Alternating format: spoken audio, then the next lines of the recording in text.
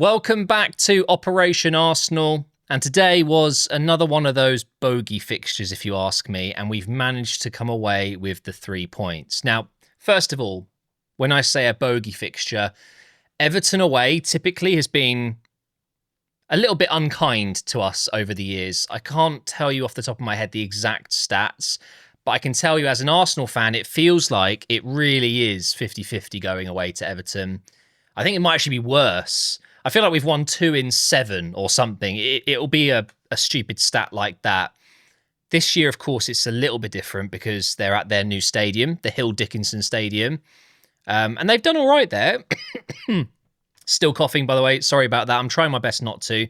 But yeah, they've made that stadium atmospheric. It's a loud stadium, and Everton fans will probably tell you that it's a huge upgrade in terms of infrastructure. But I think the main worry would have been, can they replicate Goodison Park? It was such a cauldron. It really was a difficult place to go.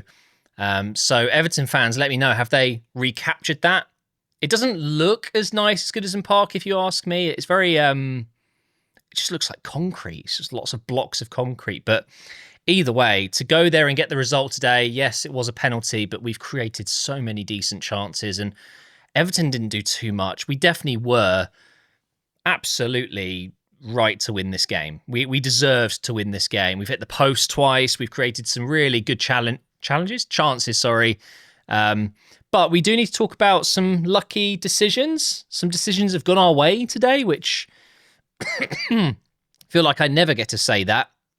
But the thing that really impressed me the most is there was a bit of pressure going into this game because City, who are absolutely on fire at the moment, they've beaten West Ham 3-0 earlier on in the day. And of course, if we win today, we're top of the table going into Christmas. That's what we want, right? And that's what we've achieved. So Gyökeres scored the penalty.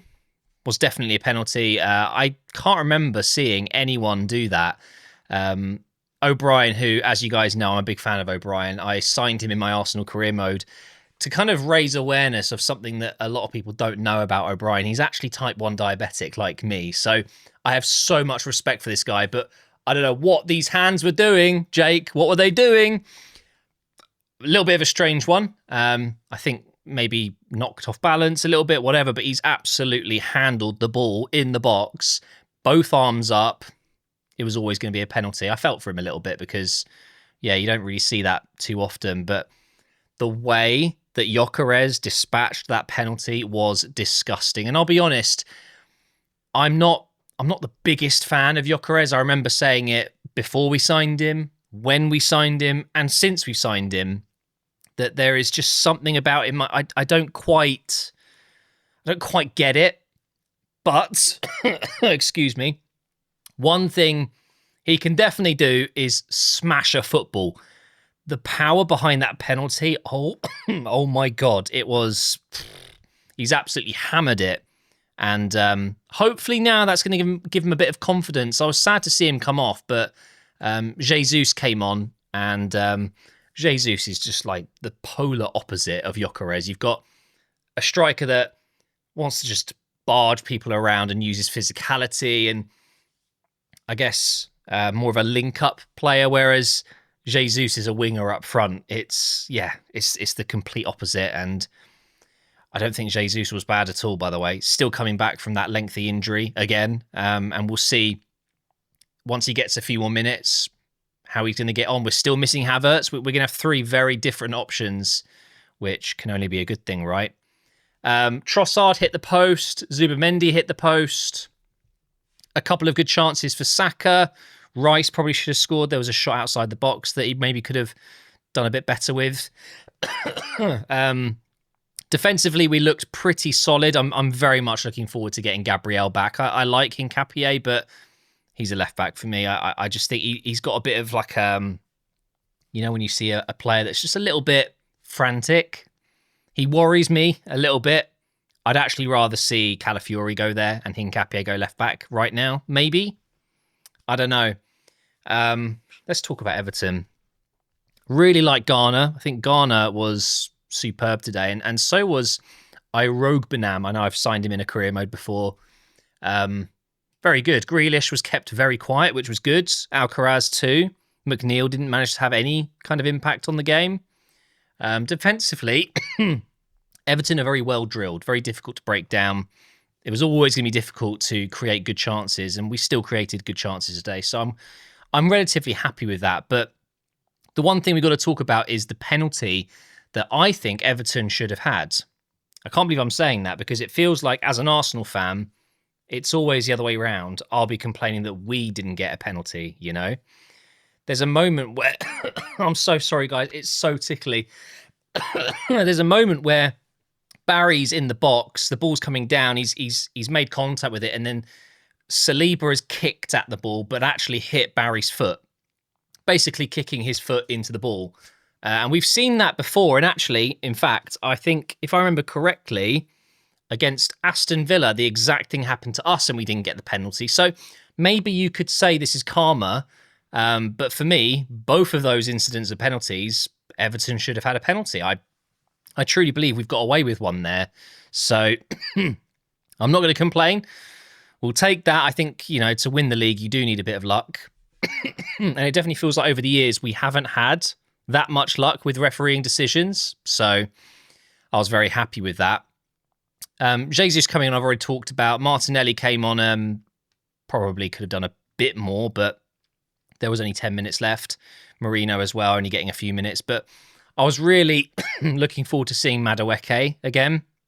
I don't know why Madueke didn't manage to get on, even if it was for the last 10 minutes. I thought Saka was doing absolutely fine today, but I just feel like he would have been a really nice addition in the last few minutes of the game, just to push Everton really far back, because they were looking a little bit dangerous at times. And I just feel like a fresh pair of legs up front, and it would have been two fresh pairs of legs with Martinelli. Imagine having Martinelli and Madueke running at you in those last 10, 15 minutes. It would have been potentially a good tactical change. Waneri still couldn't get on. Eze maybe, even Lewis Skelly. I think Arteta definitely worries about these so-called finishers having maybe like a moment, a lapse in concentration, which then undoes all of the hard work. So I understand it, but I do just want to call him a bit of a scaredy cat, for lack of a better terms. I just feel like in some situations, especially when you're 1-0 up and you're actually trying to defend the lead, sometimes go attack. You know, just bring on. I know he brought on Martinelli, but imagine bringing on a Madueke or an Eze in that situation as well, and just saying to Everton, look, if you come at us, we're going to hit you on the break and we're going to find pockets of space. I also would have kept Gyökeres on, personally, but what can I say? So, yeah, another 3 points. You know, that's now 2 games in a row, Wolves, Everton, where you would argue we haven't been at our best, but we've still managed to pick up 6 points. Let's have a look at the table. I'm really, really, really trying hard not to cough here, guys. It's the most frustrating thing. My job, my one thing that I love to do is talking, and it's it just takes weeks for it to clear up. So I can only apologise. It must be really annoying to listen to, but hopefully you're still here and listening to my thoughts on the game, despite the coughing. But that, of course, means we've got 39 points from 17 games, winning 12, drawing 3, losing 2. It's really not that bad. I'm a little bit concerned that our goals seem to be drying up a little bit. To score only twice against Wolves, but they weren't our goals. To score once today, and it was a penalty. It is a concern of mine, especially with Man City and Haaland just firing on all cylinders. Luckily, our defence is so strong that our goal difference is still very healthy. We've got the second best goal difference. But right now, you know, you're looking at City and Villa. They are on an absolute tear, winning every single game they go into. So hopefully, fingers crossed, Villa will drop points tomorrow against United. We've got Brighton up next, which is no easy game. But we can't drop points. We cannot afford to drop points. But in 2 games' time, we're going to do a halfway checkup, I guess. We'll have a real good look at the first half of the season. Of course, I would argue the second half of our season is easier, fixture-wise. A lot of the so-called top clubs are actually going to be coming to the Emirates. We've played a lot of really tough matches. We've been to Old Trafford, we've been to Anfield, we've been to St James's Park, we've been to a lot of the tough stadiums. Of course, there are still some to come. For example, the Etihad, but I think statistically on paper, the second half should be easier, but we will see. Can we eventually do it? I think in the last 4 years, we've been top at Christmas 3 times and we've never won the league. So hopefully it's going to change this time.